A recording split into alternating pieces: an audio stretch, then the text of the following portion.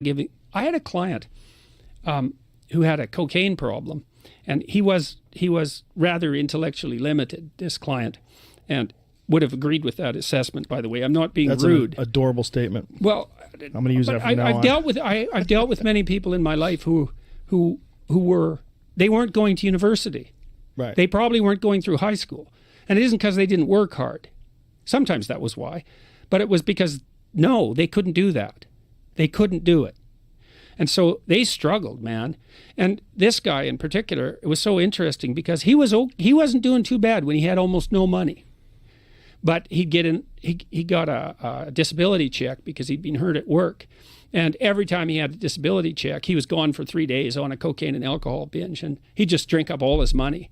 Then he'd end up in a ditch somewhere, like really 80% dead, and then eventually dead, because eventually it was that kind of behavior that killed him. But more money, he would have just died sooner.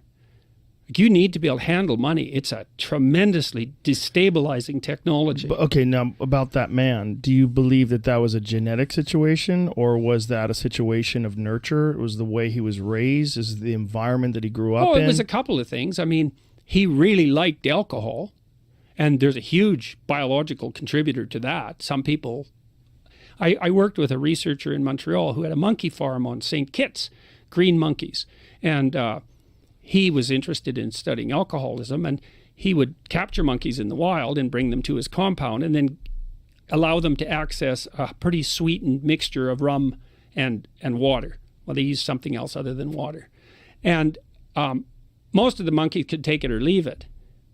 5% of them would drink themselves into a coma on first exposure. And he has videotapes of this. It was like watching a frat house, on Saturday night. So it's comical. Drunk monkeys are actually pretty funny, as you might imagine. But 5% of them would drink themselves to coma on first exposure. And those are the monkeys that would become alcohol dependent if you gave them unlimited access. Right, but you know the problem with those monkey studies, right? Those monkey studies that is the same as rat farm studies. Mm-hmm. When they've done studies on rats, they've done studies with rats in cages with cocaine. These were monkeys in natural environments. Natural environments. Yeah, we knew about that. Well, they were housed in colonies. Housed in colonies. Yeah. How large are these colonies, and what kind of land are they on? Well, okay, let's separate this. It's very hard to get rats addicted to cocaine if they live in a natural environment. Right. If you put them in a cage and bore them to death. Let's explain that to people what we're talking about, because there are studies that were done where initially people thought that cocaine was so addictive that if you gave it to rats, they would just take the cocaine until they died. Right. And they wouldn't even engage in sex. But then they realized that if you take these rats, that you were doing this, you're taking these rats in these highly stressed out environments, you're putting them in cages, nothing's natural. And if you take these rats and you put them in a far larger environment with trees and everything that a rat normally has. And like other rats, for example. Normal, like a normal rat environment. And then you give them cocaine, they're not interested. Yeah. They're only interested in it if you stress them out by putting them in cages. Now, okay, is so that the same with these monkeys? If you imagine the natural rat environment there. Yes. Okay, so now you have your rats in the natural environment. Now imagine you gave them access to cocaine and you stressed them.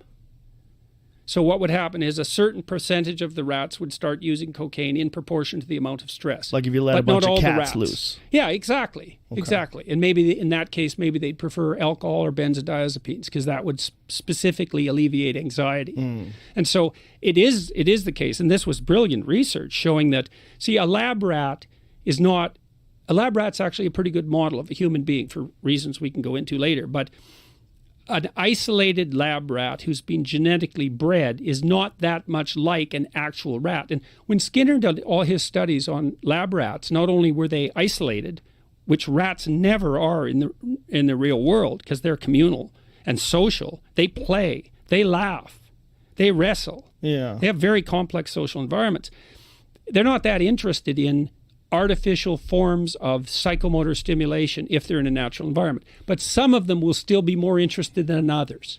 There's still that variability that's lurking in the background. And with these monkeys, most of them wouldn't take alcohol repeatedly, but a small percentage of them would. And you see very much the same. And all I'm saying, I'm not saying anything revolutionary here. I'm saying, for example, if you experiment with 20 different drugs, you'll probably find the one for you. Right? And people react differently to pharmacological substances, and a huge part of the variation in that reactivity is genetically determined or genetically influenced. So that's not a surprise. It's not much more surprising than saying some people are born more anxious than other people. Can I bring you back to this though? What kind of an environment were those monkeys in? Are they in a cage? They were in a cage, but it was a large cage. How big the cage is wasn't large? stressing them. How big is large? These cages would have been. See, the monkeys actually didn't mind being in the cage because How do we know this? Do we talk to the monkeys? Oh, you can tell because they won't run out of it if you open the door. Like there is ways of so you say, what does a rat want?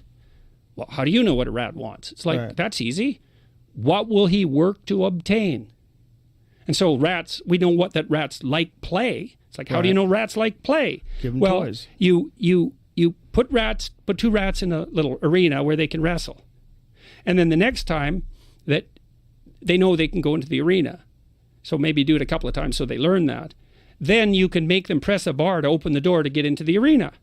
Well, then you measure how many times they'll press the bar and how fast they'll press it, and then you can derive direct insight into how motivated they are, because motivation is directly proportionate to the willingness to expend energy, logically enough. And you can do the same thing with drugs. How hard will the animal work to obtain a given pharmacological substance is an indication of how rewarding that drug is to them.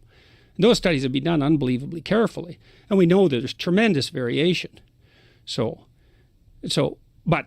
you can have your cake and eat it too. You can say, look, under most normal and natural conditions, it's not that easy to addict animals to an addictive substance, but there's still a percentage of them that are more susceptible to that than others. And even in highly stressed human environments, not everybody becomes a cocaine addict or an alcoholic. And then you might say, well, why do some people become cocaine addicts and some people become alcoholic? And some of it is availability, but some of it is, well, they like alcohol better, or they like cocaine better. Other people can take it or leave it. And so when you say, because you asked me, is it nature or nurture? Right. Right. And that's where this argument stems from. But I was talking also about his limited intelligence. That seems to be completely independent of susceptibility to drug addiction. Right. But do you think that you were talking about him being intellectually limited? Yes. Do you think that intellectual limitation made his life harder? Is it genetic? Yes. Yeah.